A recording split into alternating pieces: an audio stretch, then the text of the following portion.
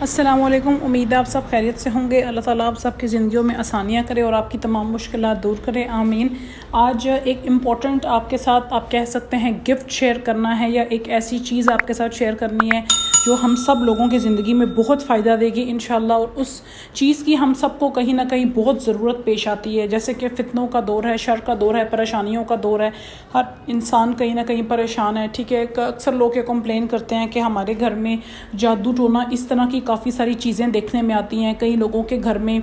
بچوں کے رشتے نہیں ہو رہے ہوتے، کئی لوگوں کے گھر میں کوئی کاروبار کا مسئلہ ہوتا ہے، ٹھیک ہے، جو معاش کا مسئلہ ہوتا ہے، لوگوں کی نوکریاں نہیں لگ رہی ہوتی ہیں، اگر لگی بھی ہوتی ہیں تو سمجھ نہیں آتی کہ پیسہ کہاں آتا ہے اور کہاں چلا جاتا ہے، ٹھیک ہے۔ بہت سارے لوگ ایسے ہیں کہ گھر میں بڑی بے سکونی ہے، لڑائی جھگڑے ہوتے ہیں، مطلب سب کچھ موجود ہے لیکن پھر بھی سکون جو سب سے امپورٹنٹ چیز ہے وہ ان کی زندگی میں نہیں ہوتا۔ بہت سارے ایسے لوگ ہیں جن کے اکثر گھروں میں ایسا بھی ہوتا ہے کہ بتاتے ہیں کہ بھائی ہمارے گھر میں خون کے چھینٹے جو ہے نا، خود بھی میں کچھ لوگوں کو جانتی ہوں جنہوں نے یہ چیز کوٹ کی ہے کہ گھر میں خون کے چھینٹے دیواروں پہ ملتے ہیں، ٹھیک ہے، یا اکثر کوئی ایسی چیزیں دیکھنے کو نظر آتی ہیں یا ڈراؤنی آوازیں وغیرہ آنا۔ تو یہ تمام چیزیں ان چیزوں کا ثبوت ہیں کہ جو آج کل قیامت کے نزدیک یہ فتنہ یہ شر بہت عام ہوگا، جادو ٹونا۔ لوگ اپنے رشتہ داروں سے یا اپنوں سے یا غیروں سے بھی حسد کرتے ہیں، جیلسی میں، یا ان کو پریشان کرنے کے لیے یا ان کی خوشیاں چھیننے کے لیے لوگ جادو کرواتے ہیں۔ اور اللہ کے رسول صلی اللہ علیہ وسلم کا بھی فرمان ہے کہ قیامت کے دن جادو ٹونا بہت عام ہوگا، اور یہ قیامت کے نزدیک ہی آپ کو تمام یہ جو نشانیاں قیامت کی وہ نظر آ رہی ہیں، اور اس کے اندر یہ ٹاپ پرائیورٹی ہے کہ اکثر ماڈرن لوگ ہوتے ہیں جی، ٹھیک ہے، وہ پڑھے لکھے ہوتے ہیں، کچھ زیادہ ہی پڑھ لکھ جاتے ہیں، تو وہ یہ بات کہہ دیتے ہیں کہ نہیں جادو ٹونا کچھ بھی نہیں ہوتا، آپ نماز قرآن کریں کچھ بھی نہیں ہوتا، حالانکہ یہ بات سراسر غلط ہے۔ اللہ تعالیٰ نے اپنے مذہب جو ہمارا مذہب اسلام ہے اس سے ہمیں ایسی مثالیں دی ہیں جس طرح ایک پڑھے لکھے انسان کو اس پہ یقین آ جاتا ہے کہ یہ چیزیں ایگزسٹ کرتی ہیں۔ ہمارے نبی پاک صلی اللہ علیہ وسلم سے زیادہ کسی انسان نے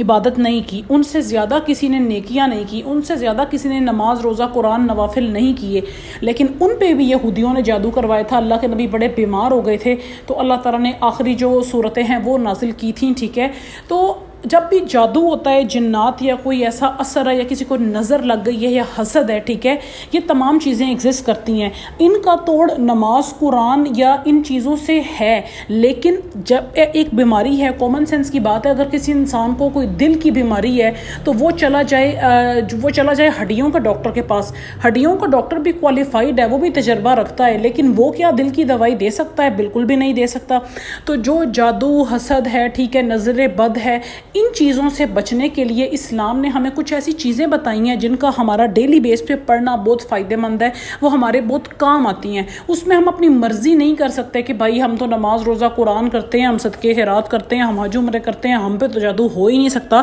تو پھر ہمیں سوچنا چاہیے کہ ہم اللہ کے نبی سے تو نعوذ باللہ زیادہ نیک نہیں ہیں، پوری دنیا کے لوگ بھی مل کے اللہ کے نبی کی عبادتوں کو نہیں پہنچ سکتے۔ جب ان پہ جادو ہو سکتا ہے تو ہمیں اس بات کو ایکسیپٹ کرنا چاہیے کہ ہم پہ بھی ہو سکتا ہے۔ جو پریشانیاں ہیں، لوگوں کے کام اٹک جاتے ہیں، تو کہیں نہ کہیں اس چیز کی نشانی ہے کہ یا کسی نے کچھ کرایا ہو سکتا ہے، یا لوگ حسد کرتے ہیں، لوگ آپ کو کامیاب نہیں دیکھنا چاہتے۔ تو میرے بہن بھائیوں، ان چیزوں سے بچنے کے لیے ایک امپورٹنٹ چیز ہے جو ہم لوگ بھی اپنے گھر اکثر ہی کرتے ہیں، ٹھیک ہے، اور اس سے بڑا ہمیں فرق بھی محسوس ہوتا ہے، وہ ہے منزل یا ایک چھوٹی سی کتاب ہے، کچھ صورتوں کا، کچھ قرآن کی آیات کا مجموعہ ہے، ٹھیک ہے۔ جو منزل ہے اس کے اندر قرآن پاک کی ڈفرنٹ پورشنز ہیں، ڈفرنٹ آیات ہیں، آخر پہ چاروں کل ہیں، ان کو اس طریقے سے ڈیزائن کیا گیا ہے کہ جس انسان پہ بھی جادو ہے، جس کو لگتا ہے کہ نظر ہو گئی ہے، جس کو لگتا ہے ہمارے دشمن بڑے زیادہ ہیں، اس انسان کو چاہیے کہ وہ دن میں اس کو ایک دفعہ تو لازمی پڑھے، بغیر ناغہ کیے بغیر، ٹھیک ہے۔ اگر آپ کہتے ہیں کہ ہمارے گھر میں منزل ہمارے پاس نہیں ہے، بازار سے ایزیلی مل جاتی ہے، اگر آپ کو نہیں مل رہی تو آپ نیٹ پہ لکھیں گے منزل دعا، آپ کے سامنے آ جائے گی، ٹھیک ہے۔ آپ اس کو دن میں ایک دفعہ لازمی پڑھیں۔ اگر آپ کے گھر میں بہت زیادہ مسائل ہیں، مطلب بچوں کے رشتے نہیں ہوتے، کاروبار کے مسائل ہیں، لڑائیاں رہتی ہیں، یا خون کے چھینٹے وغیرہ بھی گھر میں دیکھنے کو آتے ہیں، بچے ڈرتے ہیں، کافی سارے مسائل ہوتے ہیں، ان کی جینوئن پرابلمز ہیں، اس میں کوئی بڑی بات نہیں ہے، ایسا سب کے ساتھ ہوتا ہے، کوئی انسان ایسا ہوگا ہی نہیں جس کا کوئی دشمن نہ ہو۔ تو دشمنوں سے ان تمام چیزوں سے حفاظت کے کے لیے آپ دن میں اگر آپ کے مسائل زیادہ ہیں تو 2 دفعہ تو آپ اسے دن میں لازمی پڑھیں، صبح میں پڑھیں، شام میں پڑھیں۔ پڑھنے کے بعد ایک کام کریں کہ ایک بڑا سا پانی کا جگ لے لیں، ٹھیک ہے، اس کے اندر نا اس منزل کو آپ پھونک مار لیں، دم کر لیں، اور اس پانی کو اپنے گھر کے چاروں کونوں پہ نا چھڑکاؤ کر دیں، ٹھیک ہے۔ دن میں 1 دفعہ تو مست کریں، 2 دفعہ کرتے ہیں صبح شام میں تو ویل اینڈ گڈ، وہ زیادہ اچھا ہے۔ تو انشاءاللہ آپ کو آہستہ آہستہ ان تمام چیزوں سے جو ہے نجات ملنا شروع ہو جائے گی۔ آپ یہ کر کے دیکھیں، یہ میرا اپنا آزمایا ٹوٹکا ہے، اللہ اور اس کے رسول کی بتائی ہوئی چیز ہے، علماء کرام بھی اس کو سجیسٹ کرتے ہیں، اور اسے صدقے کے طور پہ ان لوگوں کے ساتھ بھی پھیلائیں جو کہ آپ کو بتاتے ہیں کہ ہمارے گھر میں بے سکونیاں ہیں، ناچاکیاں، نظر لگ جاتی ہے، ہمارے کام بگڑ جاتے ہیں، ہمارے رشتے نہیں بچوں کے ہوتے، نوکریاں نہیں ملتی، ہر وقت ٹینشن رہتی ہے۔ اور یقین کریں ایسے ایسے لوگ بھی ہیں جن کے پاس ٹھیک ٹھاک پیسہ ہے، لیکن وہ کہتے ہیں یار زندگی میں اتنی بے سکونی ہے، سمجھ نہیں آتی مسئلہ کیا ہے۔ تو جہاں آپ کو سمجھ نہیں آتی وہاں آپ منزل کا استعمال شروع کریں، میں آپ کو گارنٹی دیتی ہوں، ٹھیک ہے، کہ اس سے آپ کو بہت افاقہ ہوگا، آپ کی پریشانیاں، آپ کے مسائل سالو ہونا شروع ہو جائیں گے۔ نماز قرآن تو obviously ساتھ ساتھ ہے، لیکن منزل ایک بڑی پاورفل اپنے آپ میں چیز ہے۔ تو آئی ہوپ آپ اس کو صدقہ جاریہ کے طور پہ ان تمام دوستوں کے ساتھ شیئر کریں گے جن کے زندگی میں پرابلمز ہیں، جن کے گھروں میں بچے بچیوں کے ساتھ مسائل ہو رہے ہیں، لڑائیاں چلتی ہیں، ان کو ایسی تمام چیزیں محسوس ہوتی ہیں۔ تو اللہ تعالیٰ آپ کو اس کا اجر دے گا کہ اگر آپ ان لوگوں کے ساتھ شیئر کریں گے جن کو منزل کی سخت ضرورت ہے۔ صدقے کے طور پہ اس ویڈیو کو آگے بھی دوستوں کے ساتھ شیئر کریں،